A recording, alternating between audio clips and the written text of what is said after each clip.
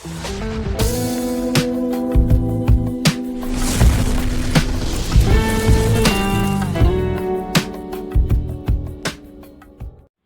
Friends, स्वागत है आपका मेरे इस यूट्यूब चैनल पर। तो आज हम हाइपरबोलिक फंक्शन, जो कि बीटेक के मैथमेटिक्स का एक बहुत ही इम्पॉर्टेंट कॉन्सेप्ट है, तो उसे आज हम देखेंगे। फुल बेसिक से स्टार्ट करेंगे और आज हम पूरा कवर कर देंगे उसे। ठीक है, हाइपरबोलिक फंक्शन का पूरा बेसिक कवर करने वाले हैं। तो हाइपरबोलिक फंक्शन से स्टार्ट करने से पहले हम थोड़ा सा देख लेते हैं कि सर्कुलर फंक्शन किसे कहते हैं। ठीक है, सर्कुलर फंक्शन है क्या आखिरकार, आज हम पहले थोड़ा सा वो देख लेते हैं। सर्कुलर फंक्शन है क्या, जैसे हमने 10th तक पढ़ा था ट्रिग्नोमेट्रिक फंक्शन के बारे में। तो ये जो ट्रिग्नोमेट्रिक फंक्शन होता है बेसिकली उसी का दूसरा नाम है सर्कुलर फंक्शन। हम देख रहे थे साइन एक्स क्या होगा, कॉस एक्स क्या होता है, टेन एक्स क्या होता है, और इन्हीं का रेसिप्रोकल जैसे कॉट एक्स क्या होता है, सेक एक्स क्या होता है, और कोसेक एक्स क्या होता है। तो ये जो 6 रेशोज़ थे जिन्हें हम ट्रिग्नोमेट्रिक रेशोज़ भी बोलते हैं, जो क्या होते हैं, एक राइट एंगल ट्रायंगल के साइड के रेशोज़ की फॉर्म में हम एक्सप्रेस कर सकते हैं जिन्हें। जैसे अगर ये थीटा है, ये मतलब ये अगर एक्स है, तो पी बी और एच परपेंडिकुलर अपॉन में जो हाइपोटेनियस था उसे हम साइन एक्स बोल रहे थे। बेस अपॉन में हाइपोटेनियस को हम कॉस एक्स बोल रहे थे। टेन एक्स क्या था वैसे, P by B, cot X B by P, sec X था हमारे पास एच बाई बी, और ये था हमारे पास H by P.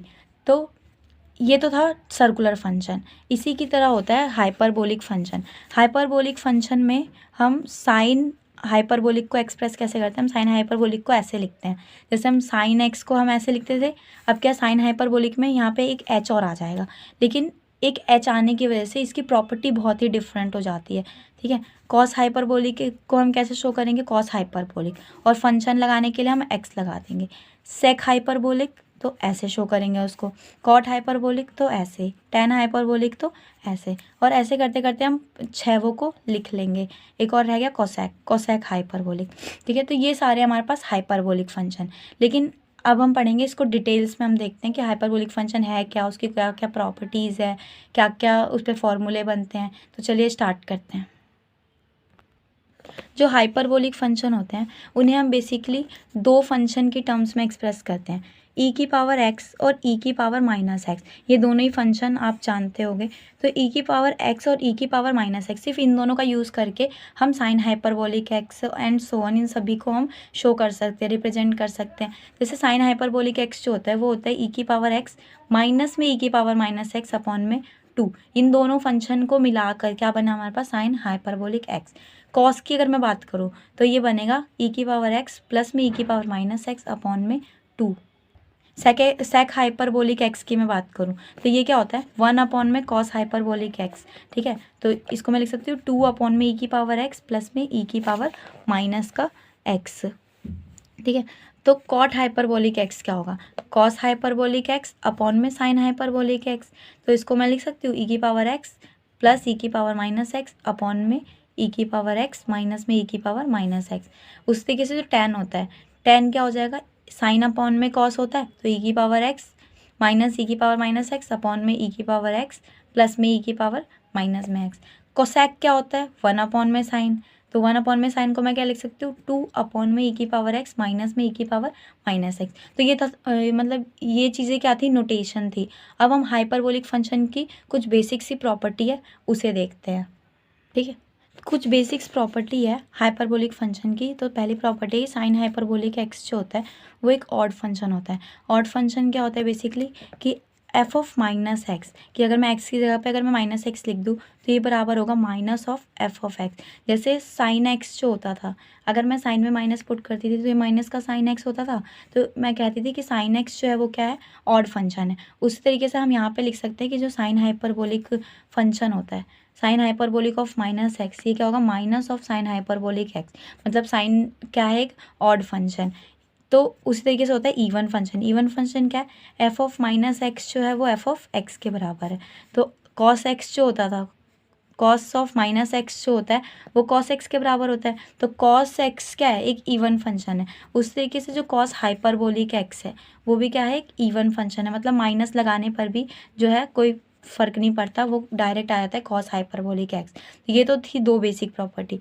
Third property है साइन हाइपरबोलिक ऑफ जीरो, क्या होता है zero. Sign hyperbolic of cos hyperbolic zero क्या होगा 1। फिर फोर्थ प्रॉपर्टी है अगर मैं साइन एक्स का डिफ्रेंशिएशन करती हूँ तो कॉस से आता है, उसी तरीके से साइन हाइपरबोलिक एक्स का डिफ्रेंशिएशन करने पर कॉस हाइपरबोलिक एक्स आएगा। लेकिन चेंजेस आता है यहाँ पर, अगर मैं कॉस का डी वाई में D x of cos x करती थी तो माइनस ऑफ साइन एक्स आता था, लेकिन यहाँ पे क्या होगा, यहाँ पे चेंजेस नहीं आएंगे। कॉस हाइपरबोलिक एक्स का अगर मैं डिफ्रेंशिएशन करूँगी तो विदाउट एनी साइन ये क्या आ जाएगा, साइन हाइपरबोलिक एक्स आ जाएगा। तो ये जो 5 थी ये बेसिक प्रॉपर्टी थी। अब हम आगे नेक्स्ट टॉपिक है कि सर्कुलर फंक्शन मतलब साइन एक्स, कॉस एक्स, इन सभी को और हाइपरबोलिक फंक्शन को, इन दोनों को आपस में क्या रिलेट किया जा सकता है या नहीं किया जा सकता, वो देखते हैं। तो नेक्स्ट टॉपिक हमारा क्या है, relation between circular and hyperbolic function. ठीक है, तो चलिए स्टार्ट करते हैं। जो साइन हाइपरबोलिक फंक्शन है मतलब साइन हाइपरबोलिक एक्स, इसको मैंने अभी बताया कि लिख सकते हैं ई की पावर एक्स माइनस में ई की पावर माइनस एक्स अपॉन में 2। ठीक है, अगर मैं एक्स की जगह पर अगर आयोटा एक्स लिख दूँ हर एक जगह पर, ठीक है, तो मैं इसको लिख सकती हूँ sine of iota X, sine hyperbolic of iota X. इसकी जगह पे मैं लिख दूँ मतलब ई की पावर आयोटा एक्स माइनस में ई की power minus iota x upon में 2। अब कॉम्प्लेक्स नंबर में हम पढ़ के आ चुके कि ई की पावर आयोटा थीटा क्या होता है, sine theta cos theta plus में आयोटा साइन थीटा होता है। ठीक है, तो इसको मैं यहाँ पे लिख सकती हूँ।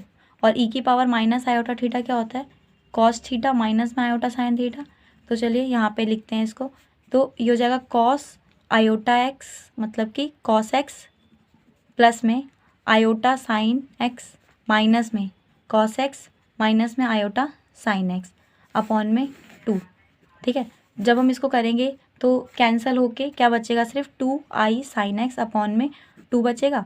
तो ये गया आयोटा साइन एक्स।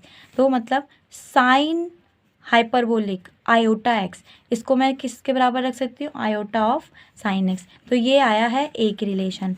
अब सेकंड क्या है, अगर मैं साइन हाइपरबोलिक एक्स, ये बहुत इंपॉर्टेंट है, अगर मैं साइन हाइपरबोलिक एक्स, इसमें मैं क्या कर दूँ, आयोटा से मल्टीप्लाई और डिवाइड कर दूँ। तो साइन हाइपरबोलिक है, एक्स में मैंने आयोटा से मल्टीप्लाई और आयोटा से क्या कर दिया, डिवाइड कर दिया। अब इस प्रॉपर्टी का यूज़ करके मैं क्या कर सकती हूँ, अगर मैं आयोटा को अलग रख लूँ और इसको एक फंक्शन ले लूँ तो साइन हाइपरबोलिक आयोटा एक्स, ये क्या है, आयोटा ऑफ साइन एक्स है। ठीक है, तो आयोटा ऑफ दिस फंक्शन ये क्या हो जाएगा, iota of sine of this function हो जाएगा। ठीक है, इस प्रॉपर्टी का यूज़ करा मैंने, आयोटा को मैंने इसके साथ ले लिया और एक्स अपॉन में आयोटा को मैंने एक पल के लिए एक्स मान लिया। ठीक है, तो ये क्या है, आयोटा साइन एक्स है, तो इसकी जगह पे मैंने लिख दिया आयोटा और साइन एक्स लिख दिया।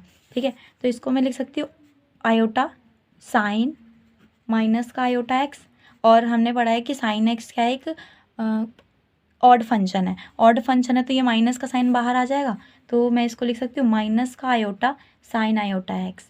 ठीक है, समझ आया। अब तो एक रिजल्ट यहाँ से क्या आ गया कि साइन हाइपरबोलिक एक्स, इसको मैं लिख सकती हूँ minus of iota sine iota X. क्या लिख सकते हैं, sine hyperbolic X is equal to minus of iota sine iota X. ठीक है, इसको मैं ऐसे भी लिख सकती हूँ कि sine iota x is equal to 1 upon में आयोटा साइन हाइपरबोलिक एक्स। ठीक है, अगर इसको सॉल्व करेंगे तो क्या आएगा, आयोटा का साइन हाइपरबोलिक एक्स। तो ये आ गया एक बहुत ही important relation sine hyperbolic x में और साइन आयोटा एक्स में। सिमिलरली हाँ, क्या हम इसे कॉस हाइपरबोलिक एक्स के लिए ड्राइव कर सकते हैं, तो मैंने जैसे अभी बताया कॉस हाइपरबोलिक एक्स को मैं कैसे लिख सकती हूँ, ई की पावर एक्स प्लस में ई की पावर माइनस एक्स अपॉन में 2। ठीक है, तो स्टेप्स तो सेम रहेंगे। स्टेप्स में क्या है कि वही वापस से कि मैं एक्स को रिप्लेस कर दूँ आयोटा एक्स से, तो मैं लिख सकती हूँ cos hyperbolic iota x is equal to e की पावर आयोटा एक्स प्लस में ई की power minus iota x upon में 2। तो वापस से वही चीज़, ई की पावर आयोटा एक्स को मैं लिख सकती हूँ कॉस एक्स प्लस में आयोटा साइन एक्स, और प्लस इसको मैं लिख सकती हूँ कॉस एक्स माइनस का आयोटा साइन एक्स अपॉन में 2। ठीक है, इससे कट गया तो आया 2 कॉस एक्स अपॉन में 2, 2 से 2 कट गया। ठीक है, तो हम डायरेक्ट लिख सकते हैं cos hyperbolic iota x is equal to cos of X. ये आ गया एक इंपॉर्टेंट रिलेशन।